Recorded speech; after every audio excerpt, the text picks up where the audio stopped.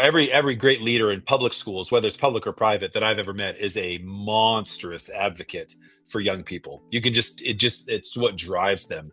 And I think it's a good segue to discuss about youth leadership, because I think if we are able to dissect what leadership is actually feel like, then we can create future leaders. So, Catholic education is always going to say, if you don't worship a savior, then you are your own savior and you have no need for salvation. So Catholic is always going to say, hey, salvation is out and received in. And that's a big deal for a young mind, a 13-year-old who lives about 6 inches from their face. how are you thinking about the AI aspect right now, which is What I love about AI is that anybody can use it. so, welcome our fellow school leaders and educators. I'm Avinash Bansal, co-founder at TomoClub. And today in our TomoClub podcast series, we have Doug Tooke. He's a head of school at St. Andrew's School. And today we are going to talk about the youth leadership in Catholic schools and how do you develop young leaders? What are the best practices for that? And welcome to the podcast, Doug. Thank you so much for taking our time today. It's an absolute pleasure to be here. I'm happy to be here. I'm excited for the conversation. Perfect. So, Doug, before we jump in, please can you give us a snapshot about your journey in K-12? Yeah, goodness. I'll be quick. I'm a 30-year veteran of working with young people in the Catholic Church. I was a youth minister, and then I was a director of Catholic diocese. In the Catholic world, it's like really big counties of churches. So I went from being in one church to managing 9 churches and then managing 72 churches, all the youth activities. And then after a while, I transitioned from that into a media company. I work for a film company called ODB Films out of Chicago, and then another film company called Renovo out of Iowa. And we made some kind of spiritually based cinema. And then kind of just decided I didn't want to travel anymore, and came back to Helena, Montana, home. And there was a position open at a small little Catholic liberal arts school, and my wife begged me to apply for it, and I did. And little did I know that I would fumble into managing a little classic classical school, and it's been great. I'm loving it. I'm in my third year of doing that, and I've all my experiences in youth ministry and media have really shaped me into a different kind of head of school, which is cool. Wow, that's very interesting because most of the school leaders that I talk to, their journey start from an educator and slowly they become administrators and then curriculum directors. And it's like a career ladder that they take before they become head of school. You had a very different trajectory. Have you No, taught? I did it in reverse. I did it in reverse, Yeah. man. Have you ever taught classes like in person before?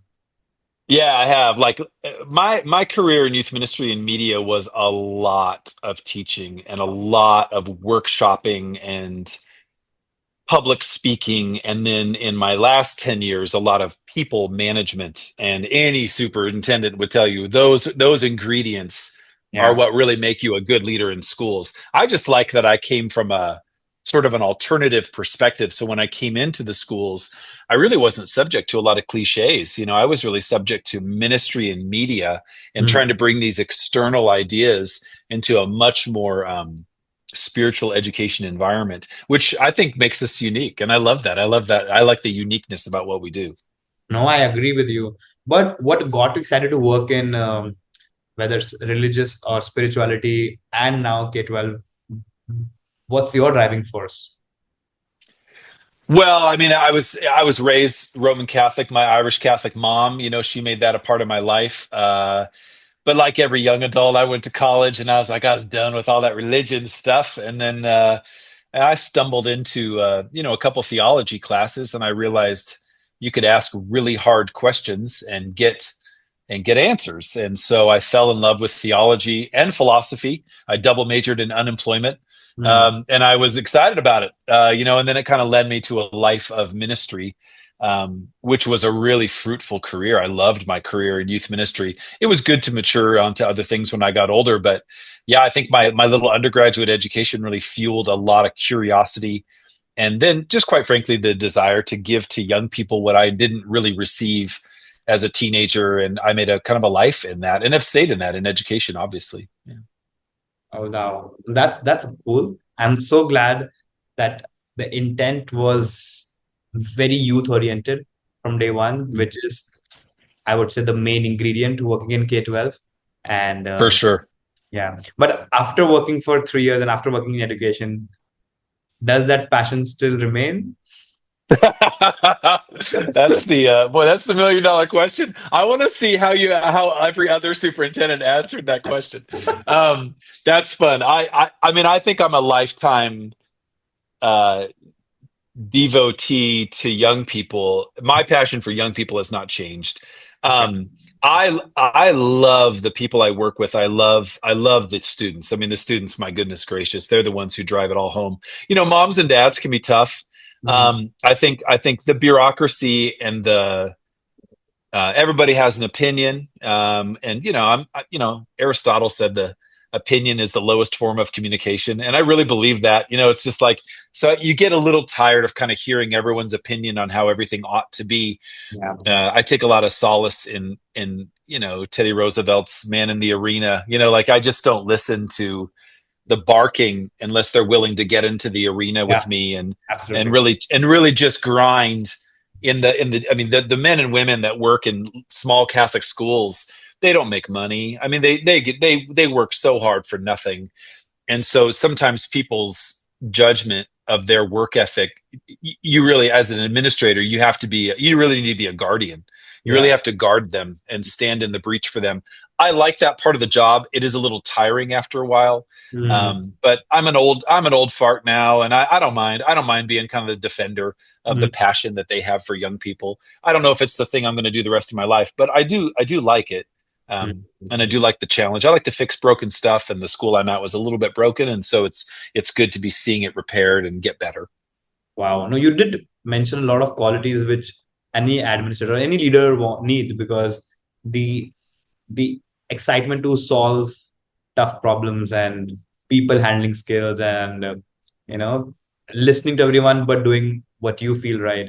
These are hard to come by because, as you said, a lot of superintendents, when I asked them this question, or head of schools, most of them were excited about kids. Everyone was kid first. There is Yeah. hands down Oh yeah. common pattern there. But then the role of administration brings in the kid first percentage to be like 10-20%, and the 80% of the job is apart from that. So in that case, Yeah. it's not becomes everyone's cup of tea, and they tend to Yeah. lose that excitement. Though they still are good at the job, no doubt. Mm-hmm. They Mm-hmm. still might not enjoy it, and Yeah. it starts to show up in your quality of work, in your excitement for new initiatives. It will show up because if you're not driving it from the goodness of your heart, you will start, dissing about it in a way. Yeah. Oh yeah. No, I agree. I think it's what leads to burnout and despair is when the thing that lit the flame in the first place that really drives you into service. I couldn't agree with you more. Every great leader in public schools, whether it's public or private, that I've ever met is a monstrous advocate for young people. You can it's what drives them. But all of us take it, you take it on the chin so many times from adults and their vague understanding of what they think is in the best interest of young people, and it gets tiring. It just gets tiring after a while. So yeah. And I think it's a good segue to discuss about youth leadership, because I think if we are able to dissect what leadership is actually feel like, then we can create future leaders. So I would love to ask, what is the purpose of Catholic education today, and how does it groom youth leadership? Ooh, man, write that book. I will buy it and read it. Yeah, I can't speak for all Catholic education. Of course. Catholic education is so broad. There's legacy Catholic schools that have been around for 150 years, and they don't really have a religious aspect to them. Some of them are just Catholic in name only. I'm at a little Catholic school that, oh my goodness, like the spiritual identity of the school is on the sleeve of the kids. Like, it is a Mhm. big, like the language, like their language is very spirit driven and very deep. They just pour out liberal arts. Like, they live in that world of critical thinking and deep thought and rhetoric and a love of literature. Like, they just do, because they come from parents who did, Yeah. and that's why they go to our little school. I think Catholic education, I think it's safe to say the purpose, the great saints and the Jesuits and the Ursulines and the ones that really brought it to light was to give great education regardless of your financial status. What's happened is, private schools, they run on tuition. So, people that have money are going to give money. So it's harder to serve the poor in that space. But Yeah. discipleship is the number one purpose. The purpose is to help a young person have a relationship with Christ. Or I'll put it this way, to have a much deeper relationship with truth, a truth that's beyond them. So not a relativistic truth, not a truth that's like, well, I decide what's right and wrong, and I'll be my own savior. Catholic education is always going to say, if you don't worship a savior, then you are your own savior and you have no need for salvation. So Catholic is always going to say, hey, salvation is out and received in. And that's a big deal for a young mind. A 13-year-old who lives about 6 inches from their face, Yeah. it's hard for them to realize that something is bigger. The second part is just academic excellence. Catholic schools are not John Dewey utilitarian schools. They're not necessarily premised on the idea that the classroom will facilitate a utilitarian employee in the institution of the economy to further it. That's not Interesting. necessarily the purpose. Whereas public schools are really the progressive public education of the early 20th century was like, hey, we're teaching kids in school to be good members of society so as to promote the function.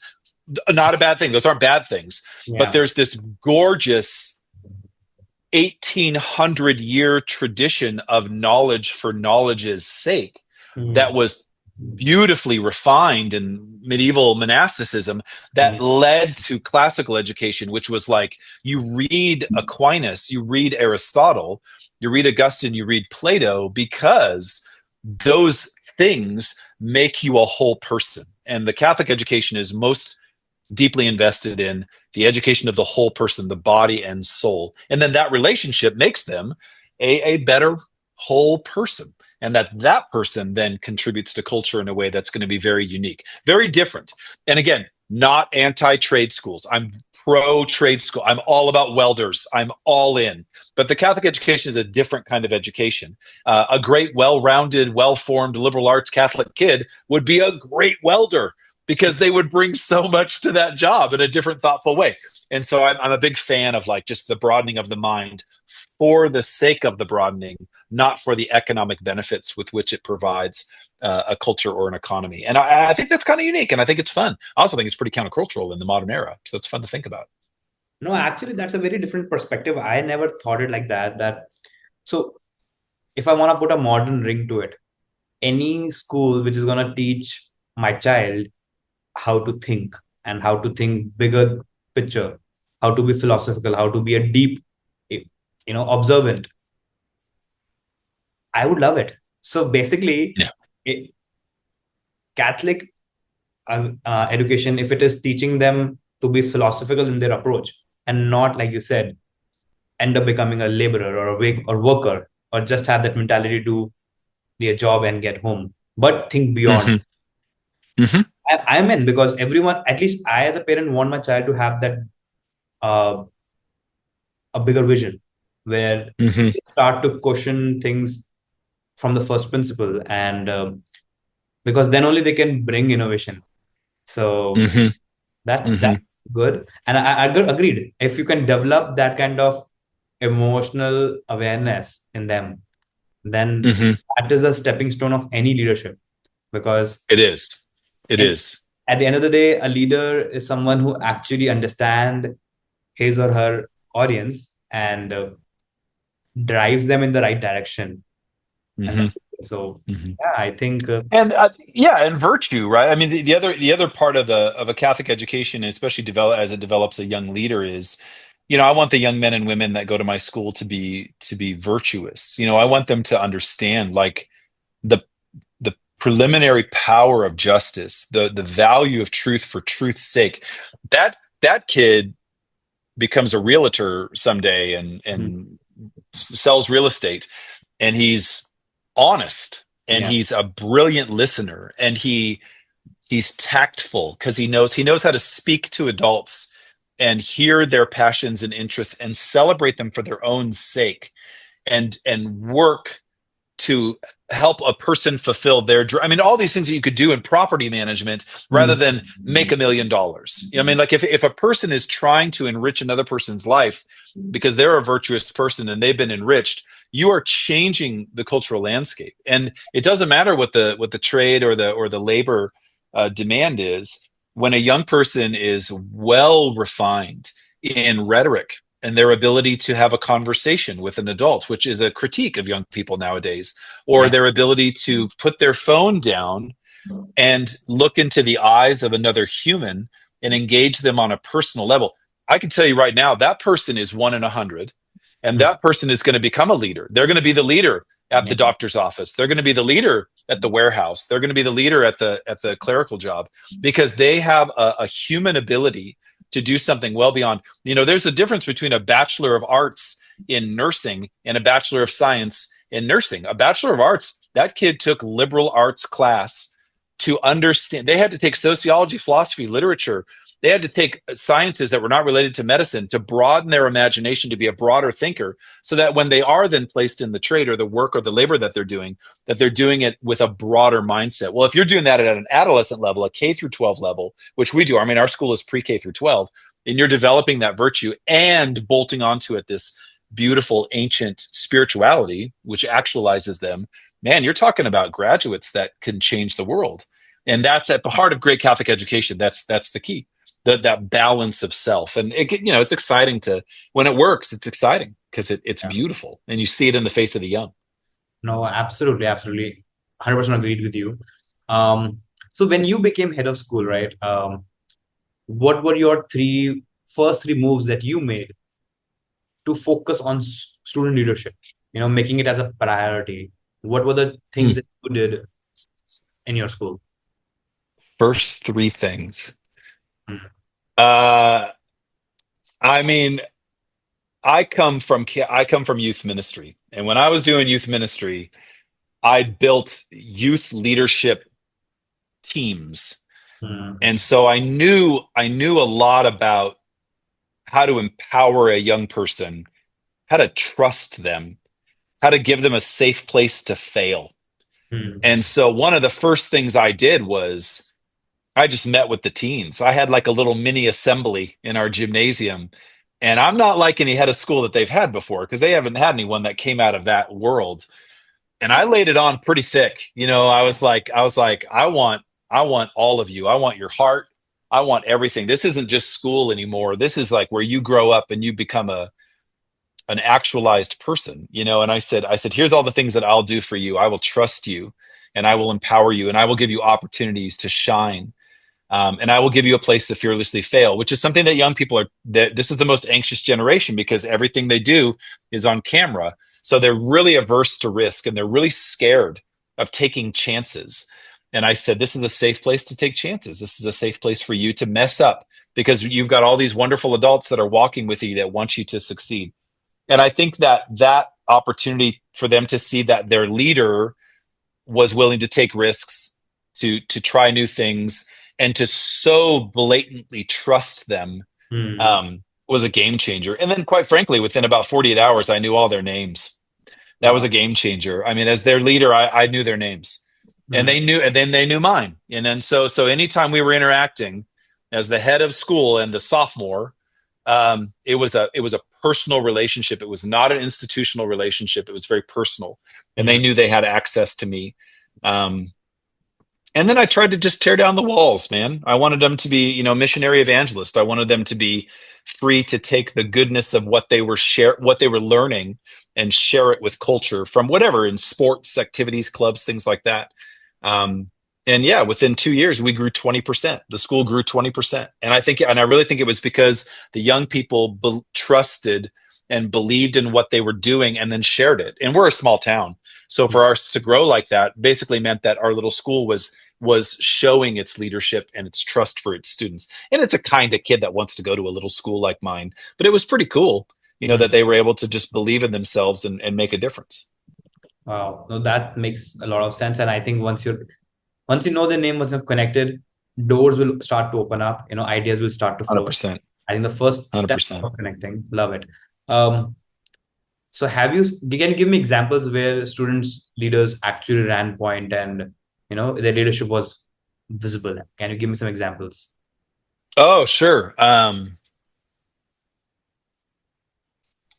Oh my goodness. I mean, our student government is very civically minded, so they were able to do, we did some outreach on behalf of Advocacy for Life for the Unborn, and they were out in the streets unashamedly, engaging the community. I challenged the students this last spring.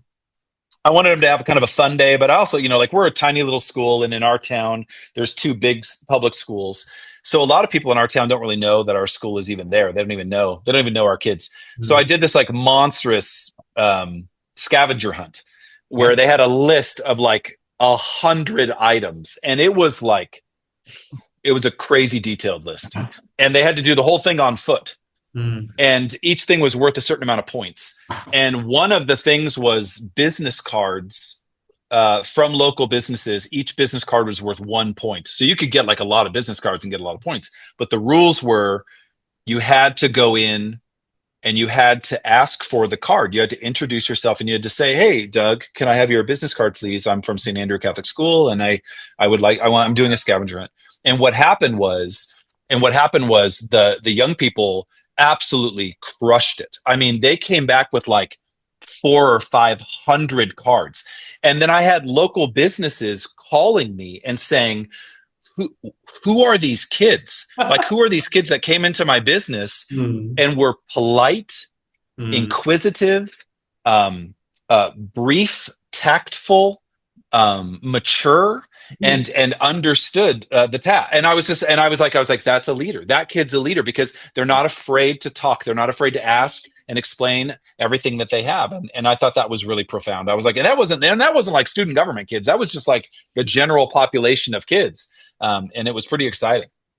Wow. What a proud moment it must have been. It was, it was, it really was. Yeah. Crazy. Have you faced any problems creating a space, inviting non-Catholic families into your school?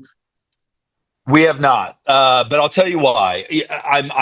I'm very I'm very transparent about those things. I mean, if a family comes to me, we talk about school, we talk about their parenting, we talk about their kids and their past educational experiences, and then I just kind of like drop the question on them and I go, "Hey," I said, "Tell me about faith in your family. What is it like? What is it?" And sometimes people feel guilty. That's a good Catholic emotion. There's lots of guilt in Catholics, and I'm Hmm. always like, "Hey, no, no, no, no. This is a guilt-free zone. We're not doing this." I'm Hmm. asking because I just want to know where you're coming from. Because at my school, you're going to hear that language, and I don't want it to be a foreign language to your kids talking about Jesus, talking about the Catholic Church. I don't want them to be blindsided. I Yeah. want them to feel, and they'll tell me, and I'll say, "Hey, everybody's welcome here. I just need you to understand that this worldview is the way we're going to teach everything: Hmm. literature, math, social studies, history, physics, all of it. It's all going to PE. It's all going to come from a place of like Catholic Christian discipleship. And if you're open to that, cool. And if you're not going to want to come to school here. Like if you're anti-religion, this isn't going to be a good experience for you. If you're like, yeah, cool, man. Well, whatever, I'll try it. Hmm. We can work with that. And what's happened is a ton of really peaceful relationships that have sort of shaped the community Hmm. differently. And there's also been a handful of kind of converts, but there's been a lot of like just families that are like, "Oh my gosh, I had no idea that such a beautiful faith community existed in town, and now I feel a part of it, even though I don't go to the same church as so and so." And that is exactly what we should be doing in the modern era. Is just like, hey, we have more in common than we have different, and we have a common purpose. Let's navigate that together for sure. So Yeah. yeah. That's poetic, I would say. Yeah, well, I mean, I live it, man. I'll tell you a side note real quick. I don't know if you know the Catholic infrastructure very well, but like dioceses are like big counties, and then every diocese has a bishop. So bishops are like the leader of that county. The first meeting I took was with the bishop. I went to the bishop and I said, "Hey, man, I'm the new head of school at this little Catholic school. This is your school. I'm here to serve you." I was like, I'm serving your vision, And he kind of laughed because the school has kind of a rocky reputation. And he goes, well, you can do this one of two ways. He goes, you can build some exclusive, weird, uh, Catholic school where only Catholics go there. He said, or you can open up your doors. And he Mm, says, and you can evangelize the world. And he said, and just share the good news. And I yeah. looked at him in the eyes and I just said, that's the only way I know how to do it. I said, I don't know how to do the other thing. I said, I only know how to do this thing. And he goes, all right, we're going to get along great. And I shook his hand and that was it. And I was like, let's go to work. And that was, and that, and I haven't changed. I haven't changed that song since. And I hire teachers that are not Catholic that as long as they're like patient and loving and are okay with the mission. And we've built a beautiful environment for our young people for sure. No, absolutely. In fact, the school I went to was a convent, and I think hardly 5% of the students there were Christians in the first place. And it was, No kidding. yeah. So they had, That's very different. and they Wow, had, that's incredible. so I grew up like a city in India, and they had that thing. And it never felt as if there was any imposition of a religion over there. And I think that's one of the main reasons that has helped the community of Christianity being much more seen in a positive light, I would say, because they Hmm. invested in education and they didn't. Hmm. So I think that was really beautiful in that way. I was Hmm. also reading in some of the content when I was going through your uh, website and social media that many youth you feel drift apart, drift from the parish life, right? Uh, Hmm. so, what do Catholic schools get wrong about keeping them engaged, and what have you gotten right, or Oh, tried to get it right at St. Andrews? such a good question. I mean, that is such a good question. What Catholic schools get wrong is when they make religion a subject to be taught and graded. Hmm. So when a young person goes to a Catholic school and studies religion class and gets their B or A or D or whatever they get, and they never have a personal relationship with the spiritual the true renaissance of Hmm. what Christ can do in your heart, but they walk through the motions and they learn the information. That that young person will associate religion with adolescence. Hmm. Religion was a subject. I studied it. I got my grade. I'm done. And Hmm. now I'm 19 and I'm going to college and I don't need to do that anymore because that was a thing that was a part of my childhood. And Hmm. then tomorrow, when they're 35 years old, they associate religion with adolescence. Oh, I was so immature. I mean, only children believe that nonsense. Hmm. That why would you do that? Even though the 2,000 years of great sociology and history have said Yeah. differently in the mind, certainly in America, we think that way. The difference is when you teach a young person spirituality. So it's not religion class. It's like it's inviting them into a person, which means have a prayer life. It means dig into the scriptures. It means recognize the beauty of tradition and sacrament. It means recognizing the miraculousness of architecture and worship. Like all those pieces Yeah. are part of a church that is a religion that is for eternity and that they're in the process of finding their place in it. Then they don't leave K through 12 having graduated religion. They leave having realized that they're walking on a road now with a more clear direction. And Yeah. that the journey itself, the road to Emmaus, that Luke 24 moment, is an eternal road that now they're more equipped to traverse, knowing that there will be suffering, knowing that there will be hardship, that they can traverse it. So the buzz term is spiritual maturity. So teaching a young person spiritual maturity, which doesn't have a lot to do with age. I mean, I know spiritually mature 12-year-olds and I Hmm. know spiritually immature 52-year-olds. So it's not about age. It's Yeah. really about the way that they've grown in their personal relationship. That kid isn't bailing out when they're a young adult. That kid's digging deeper and deeper and deeper. And that kid stays connected to faith life, which shapes their marriage or their vocation or their job or God forbid, their career in something that allows them to express that relationship, and that's the good stuff. And when you do that well, you're crushing it. I mean, you see those kids 5 years later and you're crushing it. Yeah, absolutely. And adding to your point, it's also giving them the tools or the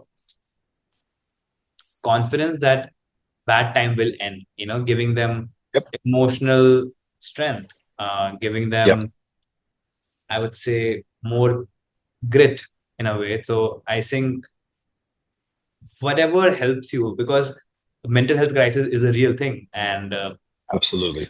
it if I try to dissect it, if I try to read reports, the major cause is loneliness, is hopelessness, is feeling not belonged, or Hmm. feeling nobody cares. Hmm. Those Hmm. are the places where actually spirituality can function so beautifully, that Hmm. one should not feel lonely, one should not feel that they are by own and nobody cares and nobody loves them. Hmm. If they have this kind of security in their heart, I think Yeah. it can solve the mental health issues to us. Of course, we're not talking about the trauma, we're not talking about the physical disability, that Or thing, the chemical, yeah, the chemical parts of that. Yeah, or grief, 100%. Absolutely. or loss. Those are issues that needs definite other kind of tools to work it out. But at least your existential crisis should not arise from your, like nowadays, body insecurity is a big thing among youth, right? They have, Hmm. Hmm. especially with social media, they have issues with the uh, not being able to make friends, not Hmm. able to talk. So yeah, I think those are the places where spirituality can play a very major role. Yeah. Community flows from communion. I mean, that's so Yeah. if you learn communion, you learn unity that is home with the spirit, and the root of that word is the bread, and so in the Catholic space it's coming to the table. um Man, it doesn't matter how old you are. Mm. You know you're a part of something bigger than yourself, which goes back to what we were talking about, before. It's like you're part of something bigger that does alleviate a lot of the loneliness or despair that can come with, oh, I don't have the ability to master my own domain and control my emotions and rid my immediate world of evil. Like, that's not real. Like, you don't have that ability. So suffering is the way. If someone's selling you religion with no suffering, they are definitely selling something, or they're lying to you, because that's just not real. That's not real. Yeah. So if you teach young people that's, here comes the hardship, it gets hard, but here's the things that will never waver. Cling to those things and recognize that it's a strength you didn't know you had. But you are correct, man. Your mental health completely changes, and I'm talking for like a 17-year-old girl who looks at themselves in the mirror and realizes this body is a gift, regardless of what someone else thinks that it is. I know it's a gift. And that, man, game changer. You're talking about an inner confidence Oh, that yeah. you can't sell in an app. That's not real. It's deeply rooted in a 2,000-year tradition that enriches their hearts. And it takes some study to get into that and understand it well. And if you can do that in your school, you're crushing it. No, plus, and I appreciate the fact that that's a very good takeaway for anybody out there. Do not teach it as a subject, because then it will lose the essence, or make it feel like a chore than anything else. So yeah. Um, how has your understanding of faith and leadership evolved from the youth ministry to school leadership, if it has? Yeah, I mean, I could, youth ministry, man, if any youth ministers listen to this podcast, they'll love this. Youth ministry, you get to see the kid once a week, like you get it, or maybe like once a month, or Mm, when they come to the event. School is every day, mm, all day. And I wasn't ready for that. Like, I in my mind, I was so used to the way that I had managed relationships with young people over the years, mentor, minister, whatever the thing was, that I wasn't really ready for the unreal, like, depth that you mm, can have in a school by being with that person every single day. And I think you manage the relationship much more fragile. Like, it's much more fragile because you have so many abilities to, like, micromanage the little pieces that build the relationship instead of these broad strokes. Whenever you see them, I felt like there was like a super healthy adult, the right kind of intimacy, like emotional intimacy, where after being with young people, the same young people for 2 years, every single day, like, it's a real cherished relationship, and great things can come from that. And it definitely changed the way that I work with young people. I'm way more patient. less broad strokes, much more detail. Um, I work harder to make sure that what I'm doing is building something much more foundational and bigger than I would have with these quick gatherings I used to have with young people in terms of youth ministry. So it's a game changer, man. And I would say that to any youth minister is like, you don't know what it's like to be with young people every single day. It's Right. very different than the Wednesday or the Sunday or whatever. Hmm. That makes a lot of sense. Also, there's a lot of critics and a lot of belief that faith-based schools are going to be focused on obedience and discipline, um, Mm. and it's difficult to keep up with the innovation or the experimentation with changing times. So, how do you see Hmm. yourself in this statement? Yeah, I mean, we're not a boarding school, because there is a model of that kind of learning that is very much like um, discipline is the first thing you're selling to mom and dad so that they'll send their kid because their kid is undisciplined. I think when I think of discipline, I think of it more of like its authentic roots, the roots that share with discovery, and they share the same root as disciple. Like if you're truly going to grow in something, you have to have discipline. Motivation has very little to do with fitness. It's really about discipline, right? So if you're going to get in shape, you're motivated the first week maybe, but after that you're toast. But if you're disciplined, if it's like, no, this is my new reality, you're a different person. I think a Catholic school that prides itself on obedience and discipline is shallow and probably doesn't have a lot of body or depth to it. They're certainly not teaching conversion. They're not teaching virtue for virtue's sake. The way that we navigate it, I mean, when you build a relationship with a young person, a really authentic relationship, you know their name, they know your name, you are vulnerable with them in a healthy, authentic way. They know that your desires for them are genuine, and then they go off the rails and do something dumb and you have to discipline them. I mean, I can tell you because I'm the head of school, I'll get right in the face of a young person, look them in the eye, and just say, Yeah. "You know better. Like you know better than to behave this way, and you've totally you've disappointed me, and you've disappointed your mom and dad, and like I can tell you right now, I'm not yelling at kids." I'm not suspending kids. I'm not browbeating kids. They know because of the ethos of the school that its existence is not about rigidity and obedience. It's about mission. And we want them all to buy in. And when they stray from that, we can be there as good adults to mentor them, but we certainly don't pride ourselves on some sort of disciplined environment. But you also know so much of that comes from mom and dad.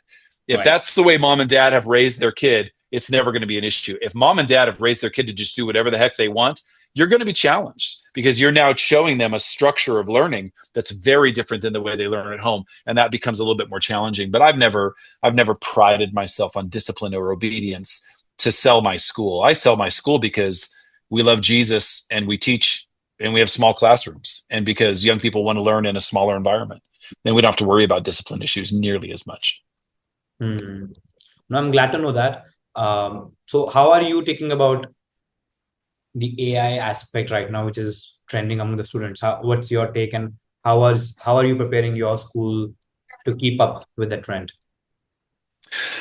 Well, what I love about I took a class on this last summer, so this is really fresh in my mind. What I love about AI is that anybody can use it.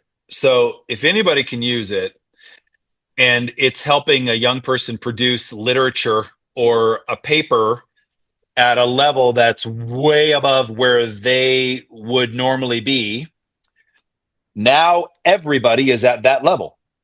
Hmm. So in education, now and it's kind of C work, like a chat GPT paper or a perplexity paper or a Litero paper. It's kind of C work because it's kind of regurgitating thoughts that have already been out there and it's ordering them in a way that you prompt it to do. But if that's the bar, so now the D grade is actually quite a bit higher, and the A needs to be spectacular. Yeah. The A needs to be like critical thinking, new ideas, creative processing, taking me in a direction I didn't expect to go. And every educator I know can see right through it. They can see, they'll be like, oh my gosh, that kid clicked, type me a history paper about Galileo, and they got a paper out, and it's C work. But the kid who used AI to creatively navigate 10 to 25 prompts of their own creative thinking because they're a critical thinker and constructed ideas that they understood because they did the work and then they edited it and crafted it into something that was argumentative in a positive way that took the learner in a new direction, that kid does deserve an A. So now the calculator doesn't just give you a sum. Yeah. The calculator becomes something that the great critical thinker can wield in a way that's way above the bonehead thinker who just writes in a dumb prompt and gets a dumb response. So I think to be afraid of it is a mistake. And I think what it should do is raise the bar of learning because now everybody can do that basic thing. So what sucks about it is it makes teaching harder because the teachers have to be on their A game. The teacher has to be a reader of great literature, a critical thinker that recognizes the differences in great creative thinking and then grades accordingly.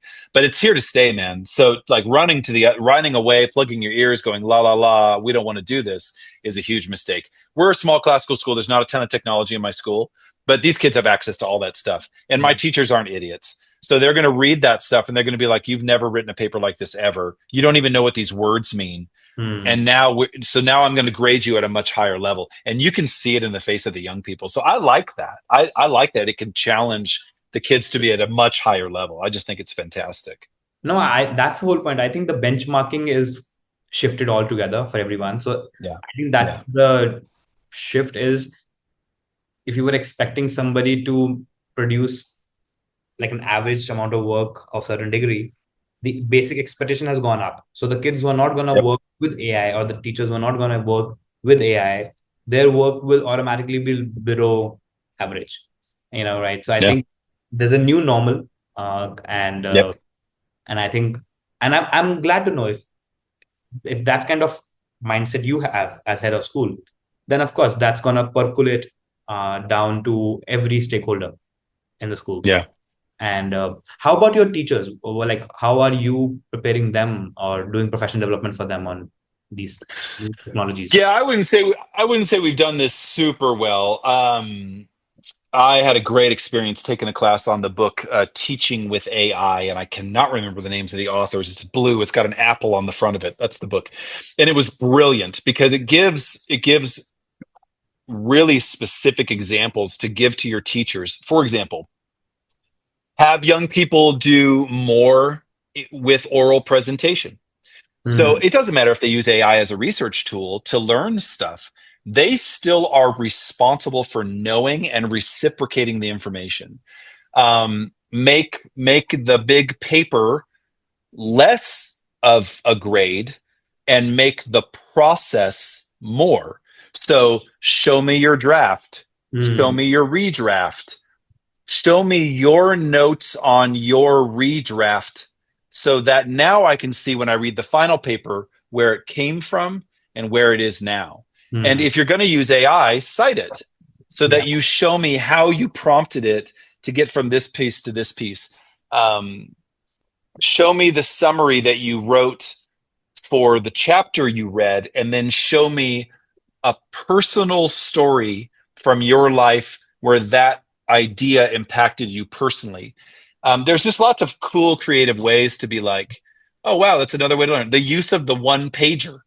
The Hmm. one pager is an artistic expression of a page Hmm. showing art and imagery that inspires you with quotes from the readings that you did over a semester. So you could easily get the quotes from AI, but at some point you got to have some sort of an expression, and then you get up there and you take your one pager and you say, well, here's how I respond to this incredible Greek literature class. I was really taken when we read Homer's Odyssey, and now I'm really infatuated with the ancient philosophers, and so that's why I have a quote from Socrates and a quote from and they start to reciprocate the knowledge and show a little bit of mastery of what they learned.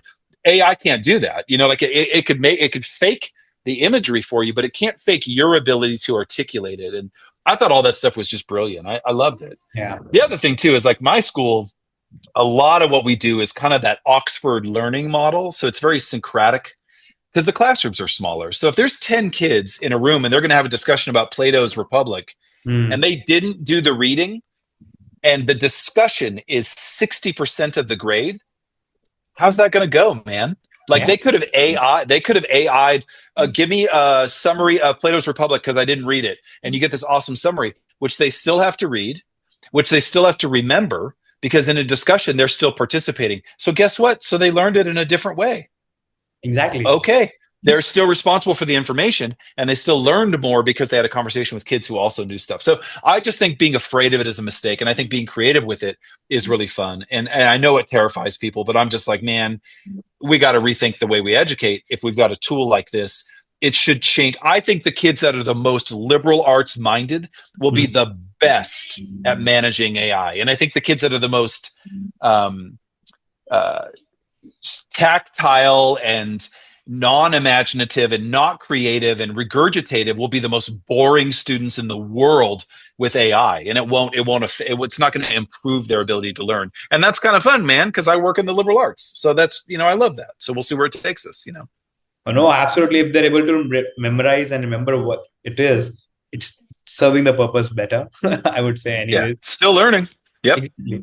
But did you also worked on teaching teachers some administrative tools which can reduce their workload or increase efficiency? Did you do any kind of formal training, or was it? Not formal, but definitely conversation. I mean, you can crank out a lesson plan and a syllabus on most AI opportunity, like Gemini and ChatGPT and Perplexity and those kinds of things. You could cut your work time way down, and I love that. By the way, like I love that. I have this young little teacher that came to me from Christendom College, and she's like a Fulbright scholar, and Mhm. she's teaching classical lit and humanities, in middle school humanities. And man alive, she is creative, and she gets in there and just pops in like 10 ideas from things that she studied and says, "Help me build a lesson plan around this." And then she has 15 ideas, and then she refines that into like a week's worth of lesson plans. And she's a second year teacher now. She never could have done that a year ago. And so it'll change the way that she serves the young people. And that is where education is going to really see the fruit, not from kids cheating, but from teachers like taking this base of knowledge and being super infusing and creative with the way that they can serve young people. That stuff gets me excited. And I love that. So I wouldn't say it's formal. I'm just one of those types of leaders that really invites it. I'm like, try it, man. See what's in there. See what you can pull off to make it better in your classroom. Hmm. And that makes a lot of sense. Coming to the last point on youth leadership, one thing that I've seen that it becomes intimidating for some students as well, in a way that when they're expected to rise and they are not able to, or they fall short, there is a sense of failure. Or if there is somebody who's an extrovert and they have the loudest voice, then the other student's voice may get ignored. So the youth leadership program has multiple facets of how do you educate the youth leader about compassion, empathy, being a good listener, and the other folks to not feel intimidated, to still have a voice, still participate. How do you manage this dynamic of those who are naturally leader versus those who you wanna groom to be a leader? Yeah, there's no magic wand Yeah. there. Reps. I mean, my answer to that would be reps. I mean, how do you get bigger muscles? You lift more weights and you do it consistently.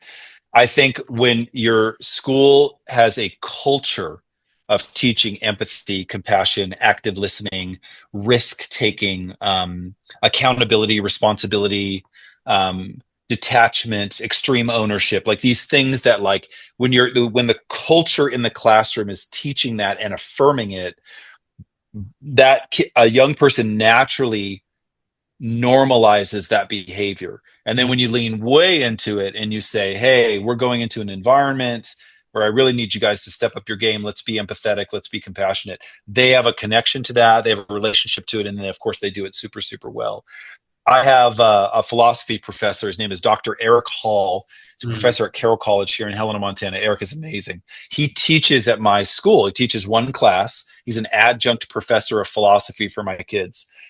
And he says that my high school kids are way beyond what he is seeing at the college level because they've only ever known small discussion, listen before you speak, Mm. don't be the loudest person in the room, for the sake of your argument. Never blow off another person's intentions because they might be processing information differently. Like there's just little pieces. He says he'll bring ideas to his little ancient philosophy class that he would never be able to pull off with his college kids that come from a different experience because he can't get them to respond in a way that spurns healthy Socratic discussion. And that behavior is practiced. So it's not an overnight fix. There's no program. It's like in every classroom, whether it's Spanish or it's Socratic method, like are you implementing these ideas of healthy discussion and empowerment so that that young person's leadership style grows and then they take it with them into young adulthood? And I'm really proud of the fact that I think that we do that because culturally that starts back in like first grade, man. They're learning that in first grade. They're learning to share in kindergarten and listen and respond in a loving environment. Well, fast forward to 12th grade, these are thoughtful, inquiring young people. And when they do exert a little bit of volume or their posture seems kind of intimidating, they get called out on it. It's like, dude, calm down. Like we've heard from you 4 times in the last 2 minutes. Let's make sure we hear from all the other voices so we can have a better, well-rounded discussion. And that young person's like, oh, you're right. I know better. I can do this.